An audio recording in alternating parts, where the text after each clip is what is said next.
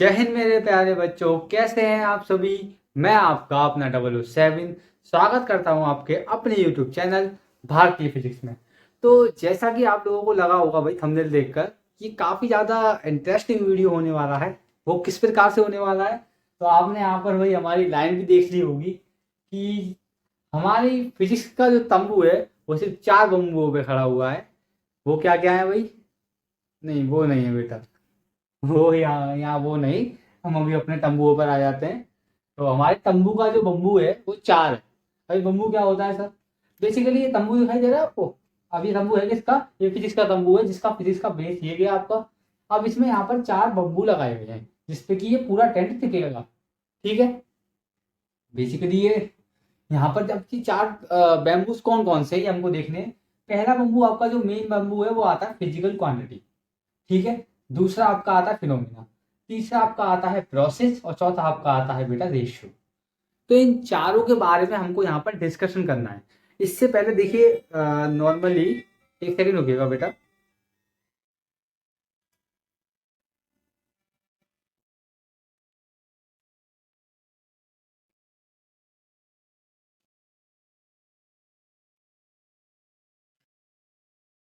तो चलिए भाई, जैसा कि आपको बता रहे थे कि फिजिकल क्वांटिटी जो होती है आपकी वो है, और एक है आपका फिनोमिना, एक है आपका प्रोसेस और एक है आपका रेशियो। तो जितना भी आपने अब तक पढ़ा है हर कोई आपसे बोलेगा कि आप बेस पर ध्यान दीजिए, बेस पर ध्यान दीजिए।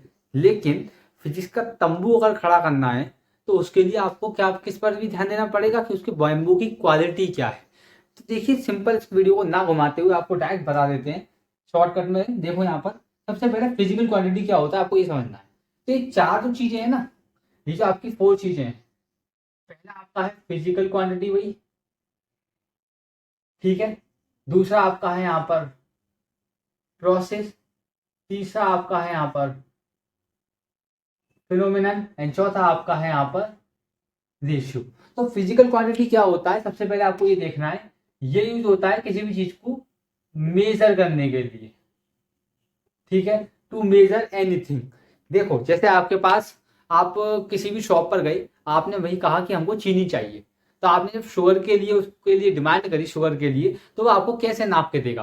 कोई उसके पास क्वांटिटी तो होगी ना जिसमें वो नापेगा। तो वही क्वांटिटीज क्या कहलाती है फिजिक्स की लैंग्वेज में? फिजिकल क्वांटिटीज, जो कि किसी भी फिजिकल प्रॉपर्टी को मेजर करती हैं। किसी भी बॉडी, फिजिकल मतलब किसी भी बॉडी का जो फिजिकल अपीयरेंस है उसकी प्रॉपर्टीज को मेजर करने वाली क्वांटिटी को हम बोलते हैं फिजिकल क्वांटिटी। ठीक है। तो इसमें ध्यान रखना, जैसे कि आपने चीनी के लिए बोला था, तो चीनी का आपका मास कितना होगा? मान लीजिए आपके पास चीनी का बैग है। ठीक है भाई। चीनी के बैग में क्या होगा? यहाँ पर आपके पास इसमें आपका मास भी होगा। ठीक है, क्योंकि मैटर है तो उसके पास वॉल्यूम भी होगा। ठीक है। अब मैं इससे बोल दूं इसमें टेम्परेचर कितना होगा, इसका ये भी इसकी फिजिकल क्वांटिटी है ना। इसका टेम्परेचर कितना होगा, इसकी लेंथ कितनी होगी, इसका वॉल्यूम कितना होगा, ये सारी इसकी जो बॉडी है ना फिजिकल, उसी की तो प्रॉपर्टी है। तो उन प्रॉपर्टीज को मेजर करने के लिए जो क्वांटिटीज यहाँ पर यूज हो रही है, मास, वॉल्यूम, लेंथ, टाइम, टाइम भी आपका फिजिकल क्वांटिटी में आ जाता है, और आपका टेम्परेचर है। कई सारी फंडामेंटल क्वांटिटीज होती हैं जो कि इसकी फिजिकल बॉडी की जो प्रॉपर्टीज है उसको दर्शाती है। ठीक है ना। तो ये आपका मेजर करने के लिए काम आता है फिजिकल प्रॉपर्टीज को। To measure physical properties. तो आपको ये ध्यान रखना है कि कौन सा शब्द, मान लो मैंने आपसे बोला मास, तो बहुत से बच्चे बोलते हैं सर मास एक प्रोसेस है। ऐसा कभी हो सकता है? नहीं ना। तो मास क्या है? फिजिकल क्वांटिटी है। सबसे पहली वर्ड आपके दिमाग में इन चारों में से आना चाहिए कि कौन सा वर्ड क्या है फिजिक्स के अंदर। ध्यान रखना इस चीज को, इससे आपको कभी कंफ्यूजन नहीं होगा यहाँ पर। चलिए नेक्स्ट आप लोग देखिए यहाँ पर, ये आपको दे रखा है प्रोसेस। तो भाई प्रोसेस क्या होता है इसको देख लेते हैं यहाँ पर। प्रोसेस क्या होगा बताइए मुझको। प्रोसेस मतलब जो आपने सोची समझी घटना, यानी कि प्री प्लान एक्टिविटी। एक सोची समझी साजिश बेसिकली, या कोई भी घटना कह सकते हैं आप। सोची समझी मतलब एक परफॉर्म करा गया है कोई भी एक्सपेरिमेंट, तो वो एक बेसिकली प्रोसेस के तहत किया जाएगा। वहां पर फिनोमिना यूज हो सकते हैं, नो डाउट। फिनोमिना मैंने आपको पहले ही बताया था कि फिजिक्स में कुछ बेसिक फ्यू लॉज और फिनोमिनन्स हैं जो कि हर बार फॉलो हो जाते हैं। तो वो इसके अंदर भी होंगे, प्रोसेस के अंदर भी। लेकिन प्रोसेस क्या हो गई? पूरा प्री प्लान एक्टिविटी हो गई। ठीक है ना। अब जैसे यहाँ पर आप इसका एग्जाम्पल ले सकते हैं, तो कौन सा एग्जाम्पल होगा इसका? इसका एग्जाम्पल बेसिकली हो सकता है आपका, जैसे कि आपने यहाँ पर देखा, एग्जाम्पल के बारे में अगर आप बात करोगे तो मैंने आपसे बोला क्या? बताइए। कोई भी केमिकल रिएक्शन आप ले सकते हैं, ठीक है। और बताइए, वर्किंग ऑफ इंजन आप लोग ले सकते हैं, ठीक है। और आप क्या ले सकते हैं, मोशन ले सकते हैं, किसी भी चीज का मोशन आपने कराया हो, मोशन ऑफ रॉकेट आप ले सकते हैं, ठीक है। तो ये सारी चीजें आपकी किस में आ जाती है, प्रोसेस में आ जाती है। तो फिनोमिना क्या होगा सर, ये भी बता दीजिए।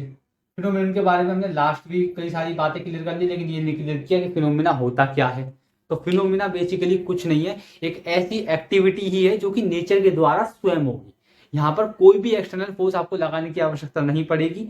या आप ये भी कह सकते हैं, फोर्स की बात अभी मत कीजिए, उसके बारे में न्यूटन के लॉ में बात करेंगे किस तरीके से चीजें होंगी। बेसिकली नेचर जो आपकी चीजें कराती है उसको हम बोलते हैं फिनोमिना। शॉर्टकट में आप अभी तो ध्यान रखना कि नेचुरल जो प्रोसेस हो सकती है, नेचुरल एक्टिविटी होती है, ये आपका होता है फिनोमिना। लास्ट आपका बचता है रेशियो। तो रेशियो के बारे में भाई हम आपको दो चीज बताएंगे कि क्या होता है भाई रेशियो। बताइए, रेशियो में आपकी दो चीज आ जाती है, एक तो ये होता है बेसिकली कंपैरिजन, ठीक है ना भाई, कंपैरिजन ये आपका होता है। और एक और चीज आ जाती है यहाँ पर, वो क्या आ जाती है कि कंपैरिजन तो है ही है, और इसमें नो यूनिट होती है इसकी, इसकी कोई भी यूनिट नहीं होती। कुछ रेशियो ऐसे होते हैं और कुछ रेशियो ऐसे होते हैं जिसकी यूनिट होती भी और कुछ नहीं होती। तो देखो ये कैसे पता पड़ेगा कि कभी कभी रेशियो अपने आप में एक फिजिकल क्वांटिटी भी होता है। तो कुछ आपने फॉर्मूले देखोगे आगे चल के तो वो रेशियो की तरह लगेंगे आपको देखने में, जैसे कि टाइम, या आप ले सकते हो स्पीड के लिए। स्पीड क्या है, एक फिजिकल क्वांटिटी है, लेकिन उसका फॉर्मूला क्या होता है, डिस्टेंस अपॉन टाइम। तो रेशियो डिस्टेंस और टाइम का, इसलिए तो रेशियो तो आपकी बहुत सारी चीजें हो सकती हैं, लेकिन यहाँ पर जो हम बात कर रहे हैं जिसकी कोई भी यूनिट ना हो, तो वो आपका कंपैरिजन के रूप में देखा जाएगा। सिंपल सेम क्वांटिटी जैसे आप ले सकते हैं यहाँ पर, ऐसा कब हो सकता है जब सेम क्वांटिटी का ही कंपैरिजन किया जाए।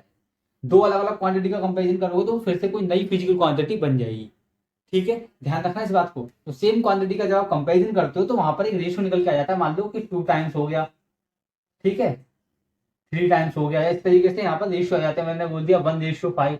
इसका मतलब क्या है कि पहली वाली चीज दूसरी वाली चीज के कितनी है, 5 गुना है। इस तरीके से यहाँ पर हम कंपैरिजन देख लेते हैं।